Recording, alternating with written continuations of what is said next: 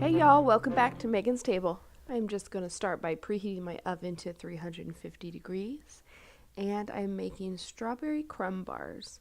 I'll start with 1.5 cups of flour into my food processor, 1/2 cup of sugar, then I'm going to add 1/2 teaspoon of baking powder and 1 teaspoon of salt. These bars are really good for a treat, or even for like a brunch. They would be really good. They're a little like a breakfast bar amped up a little bit. I'm going to also add 1 large egg to my food processor, and if you don't have a food processor, you could use a pastry blender or even 2 forks, kind of like if you were making a cobbler topping for a cobbler. So I'm going to put my lid on and just give those a little bit of a pulse. I just want the egg to be evenly distributed and get everything blended together pretty well.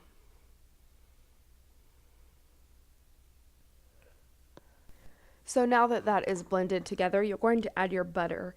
I'm adding 1/2 cup of butter, and I've actually since then changed it to 3/4 cup because they were a little dry this time. So you add in 3/4 cup of butter. You want it directly out of the fridge. Just chop it up into small cubes. This is one of the few times in baking that you don't want it room temperature. So we're going to add that to the food processor and just give it a spin until all of the butter is incorporated into the mixture and it's going to resemble coarse crumbs. And just give it a really good spin, and then I'll open it up and I'll show you the consistency that you are looking for. You'll see here if I grab a little bit and press it together, it stays together. That is exactly what you're wanting when you make this.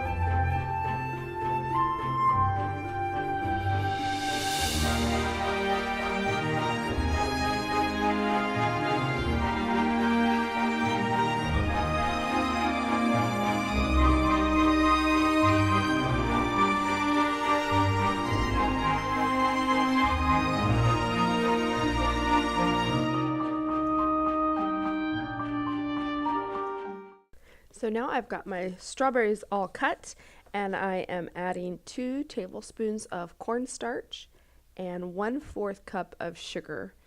So the recipe in total calls for 3/4 cup of sugar, but you do have that divided. And now I'm just going to give these a good stir. You want both of these items to combine and just coat all of the strawberries as much as you can. Just try to make sure they're all evenly coated. And this is going to create a thick kind of syrup around the strawberries. That's going to be super yummy. So into my greased baking dish, I'm going to go ahead and pour 1/2 of the crumb mixture in. And like I said, with that added butter, this crumb mixture will be more moist. This time around it was pretty dry.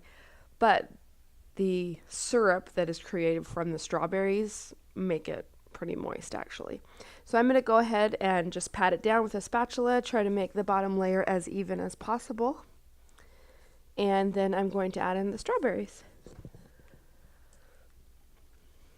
They are already starting to kind of get that glistening moistness on them, and it's just even going to get better and better while it's in the oven. So I'm going to make those strawberries into an even layer, and then I'm going to add the second half of the crumb mixture on top. So I'm just shaking out the blade from the food processor, and I'm going to add all the rest of the crumbs. So just try to make it into an even layer on top. Try to cover up the strawberries, but you know, if some are poking through, it's not going to change the taste. It's still going to be delicious. So there we go. Just try to get it in an even layer. And I've been preheating my oven this whole time.